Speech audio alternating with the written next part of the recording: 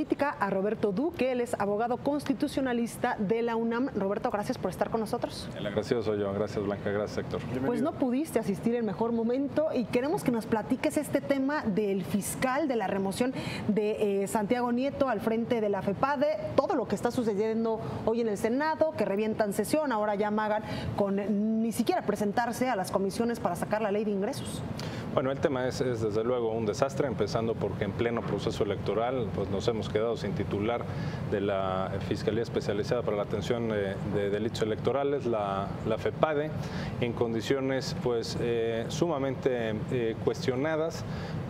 Es una remoción que se da con un fundamento muy pobre por parte de la Procuraduría, ¿no? Esto de la violación a un código ético me parece extremadamente débil argumentación y que además despierta suspicacias en sentido de que en varios países de América Latina pues, están cayendo gobiernos, por el caso de Odebrecht, y resulta o diera la impresión o la percepción de que aquí pues están boicoteando las investigaciones al respecto. En fin, el timing, el tiempo en el que se da esto y las formas me parecen inempeorables, y además con el ingrediente que dio pie a todo esto, pues sí, de la actuación de un fiscal electoral, por decirlo menos, pues poco técnica al ventilar información reservada, información que legalmente tendría que estar reservada, y en fin, ahora tenemos esta situación y veremos qué sucede en el Senado, ¿no? Me detengo ahí, te interrumpo porque esto es importante. Sí, claro. El problema fue que efectivamente el exfiscal sí cometió algo que estaba fuera de sus atribuciones, ¿cierto? Es cierto. Mira, yo a Santiago Nieto es un profesional de la materia electoral pues muy reputado en México, es de los mejores expertos que hay en materia electoral en el país, sin ninguna duda. Sin embargo, el ejercicio que hice para un análisis objetivo aquí con ustedes es el siguiente. El fiscal ahora destituido de la FEPADE afirmó una serie de cuestiones que venían en una carta, entre comillas, que le hizo llegar Emilio Lozoya, el extitular de Pemex. Bien. Entonces, ¿qué dice o qué dijo el titular de FEPADE a un medio de comunicación? Pues le dijo tres cosas. Que había recibido de Emilio Lozoya una carta diciendo, primero, que haga un pronunciamiento público sobre su inocencia, o sea, pidiéndole a la Fiscalía exonerarlo, absolverlo. Segundo, que esa carta refleja impunidad, ¿no? Bajo el planteamiento de que es una figura pública. Y tercero, que la autoridad se tiene que disculpar. Después, el exdirector de Pemex, Lozoya, da a conocer la carta, dice que es la única carta que le hizo llegar, o la única comunicación que le hizo llegar al fiscal electoral. Y ya es pública y la da a conocer y por ahí está. Entonces me puse a estudiarla y a analizarla, y lo que dice esta carta es distinto, un poquito emparentado, pero claramente distinto. Dice, tuve conocimiento, o sea, lo que dice Lozoya es, tuve conocimiento por medios de comunicación y declaraciones a medios del fiscal electoral que él estaba haciendo parte de una investigación, primera cosa que dice. Luego dice, por este escrito le señalo cuál es el domicilio para recibir y oír notificaciones. No es una carta, o sea, las cartas no empiezan así. Este es un documento de un expediente judicial, es decir, es una comunicación procesal. Dice, por mi propio derecho ante usted comparezco para exponer. No es una carta.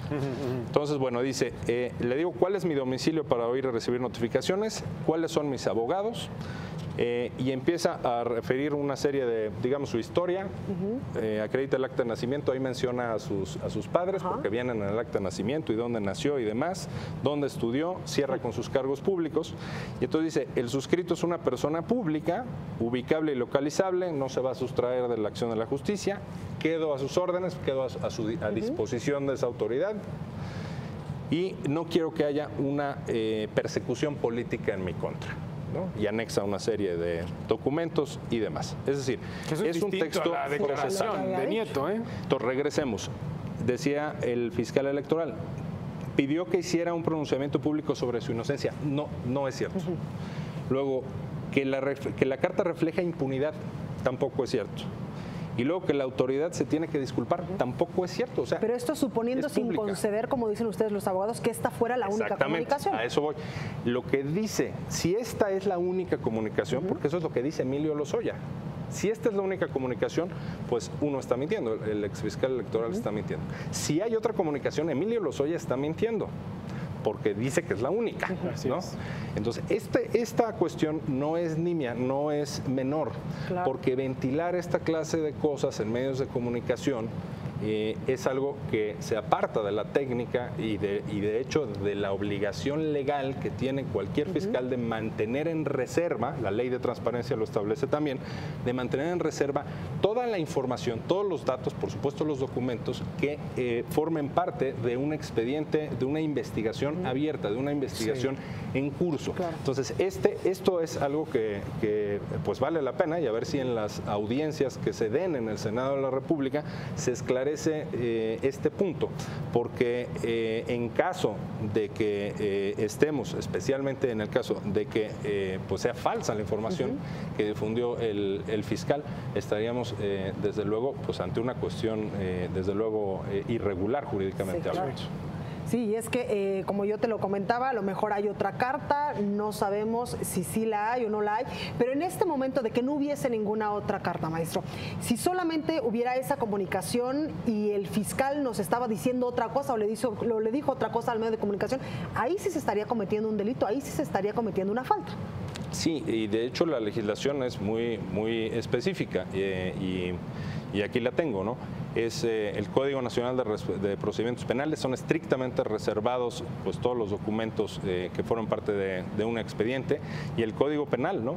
Que menciona o fija una sanción penal a quien dé a conocer información, constancias o documentos que obren en una carpeta de investigación en este caso, porque el titular de la FEPADE es un ministerio público, es un agente del ministerio público, por sorprendente que pudiera quizás parecer.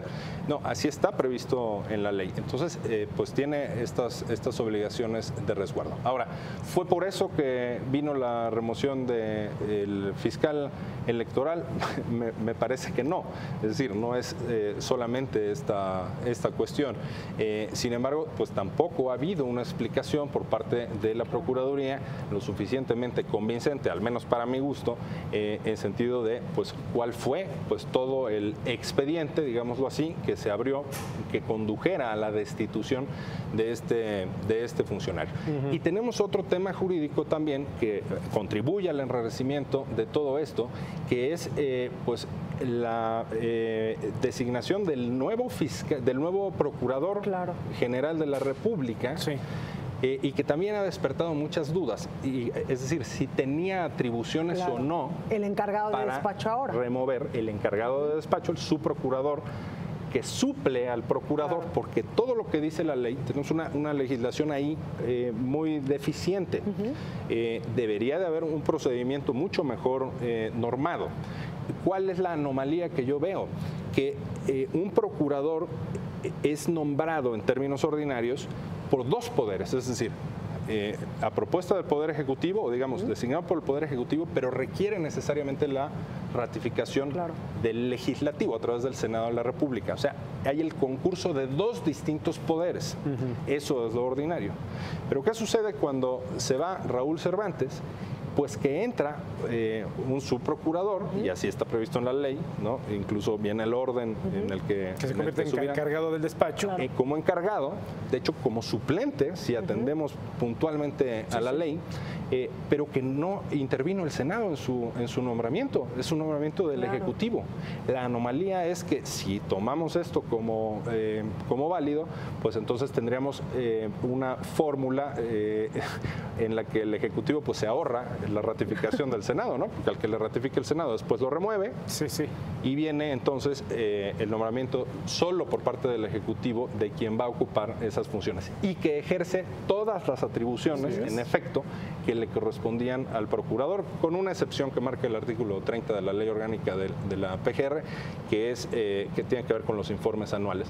Es decir, todas las demás funciones, incluida la destitución del titular de FEPADE, sí las tiene quien queda en suplencia, Sí las quien tiene. ahora sí las tiene, Bien. Beltrán quien queda sí tiene. en suplencia. Sí, no debiera ser así, pero sí el las fundamento, ¿Qué es lo tiene que el mucho fundamento. la izquierda ha dicho? Es que lo que estás mencionando, maestro, es fundamental y es materia de discusión en este momento en el Senado de la República.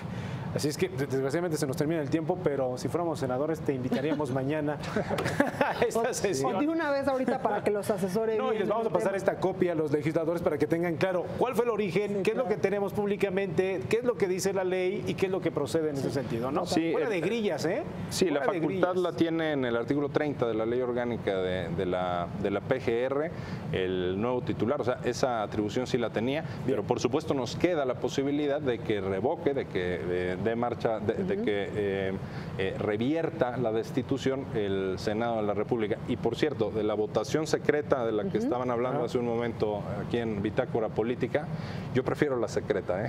A quien quieran presionar, a quien quieran, pongámonos muy en la teoría de la conspiración, sobornar o comprar el voto, con votación secreta, esas son garantías de que cada quien va a hacer lo que mejor Y es de le manera más parezca. honesta. Sin duda. Perfecto. Gracias, Roberto Duque, por estar con nosotros. Muchas gracias a ustedes. Gracias, Roberto. Gracias. Gracias por la claridad. Muy bien, pues hacemos una pausa. Exactamente, regresamos con más. Esto es Bitácora Política. No se vayan. Es breve.